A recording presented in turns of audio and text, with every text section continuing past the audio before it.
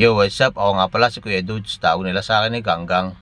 Pakita ko pangala sa inyo yung daanan na hindi pa rin natatapos hanggang ngayon. Napakapakit pa rin ang daanan na to. At papunta nga pala ito dito sa Montalban. Ito nga pala yung C6 na parte sa sakop ng Pamontalban. Pinaka-access road. Kaso nga lang hindi pa siya natatapos. Naiwan na rin pa pala dito yung mga poste na pinagamitan ng Meralco. Hindi pa rin siya naitatayo. Siguro baka maitayo yan kapag naayos na itong daanan dito. Kasi hindi pa masyado simento.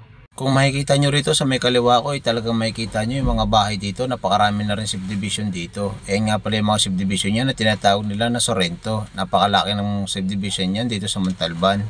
Dalawang nasasakupan kasi ng subdivision yan at napakalaki talaga yan. Nga pala yung tinitira ng DPWH yung recrap na yan. Ang kalakasan kasi ng ulan talagang nasira yung pinakadikin yan at pinasok ng tubig yung lugar na yan at talagang binaha. Kaya habang hindi pa tag-ulan talagang ginagawa na yan, recrap na yan para matapos na at bago magtag-ulan. Kung mapapansin nyo, pagka umaga talagang may mga nakatambay na mga truck. Kasi yung mga truck na yan inabot na yan ng truck ban. Bali ay mamaya pa mawawala ng truck ban yan alas 10 ng umaga. Hanggang umabot sila ng alas 4 ng hapon. Pagdating nga pala ng alas 5, aabutin na sila ng truck ban. Kaya hindi na sila ulit pwedeng bumiyahe dahil maabot na sila truck ban. Bali yung pagka-oras ng truck ban, yun naman yung oras ng pagtulog nila o pagpahinga. Kaya panibagong biyahe na naman tayo, bakbak na naman tayo. Kaso nga lang yung daanan talagang nakapangit at talagang halos kamukha ko na rin yung daanan na napakapangit. Hindi ka kasi pwedeng maghataw-hataw niyan kasi matatagtag yung sasakyan mo at makawawa rin naman at ikaw rin na mahihirapan kung sakali maaberya ka sa daanan.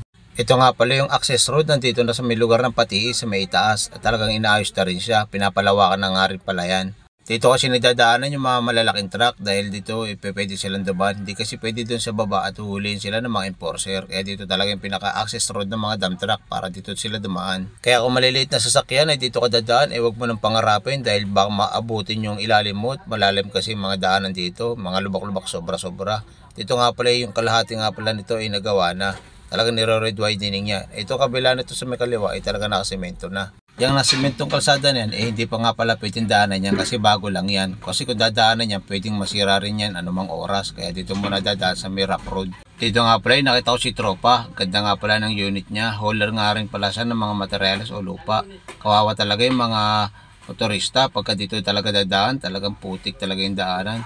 Talagang kung meron kang estudyante na dito dadaan ay talagang pagdating sa eskwela, putik-putik na, talsik-talsik na dahil yung pangit talaga yung daanan. Ito nga palang kalsada na to, ito yung unang nagawa dahil maayos na to, simentado na ito. Magkabila na nga pala itong simentado na. Pagtapos nga pala ng pangit na daan, maganda na nga pala ang daanan na to, simentado na siya.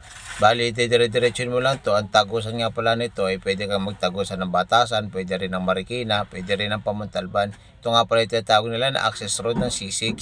Kaya sa mga gustong pumunta ng Timberland, pwede na kayong dumaan dito at napakaganda ng daanan, access road dito sa may C6. Kaya sa lahat ng mga biker, kung gusto nyo magpunta ng Timberland, pwede na kayong dumaan dito sa may C6 road, Batasan, papuntang pa Timberland. Maraming salamat nga pala sa lahat ng mga manonood. God bless po sa inyong lahat.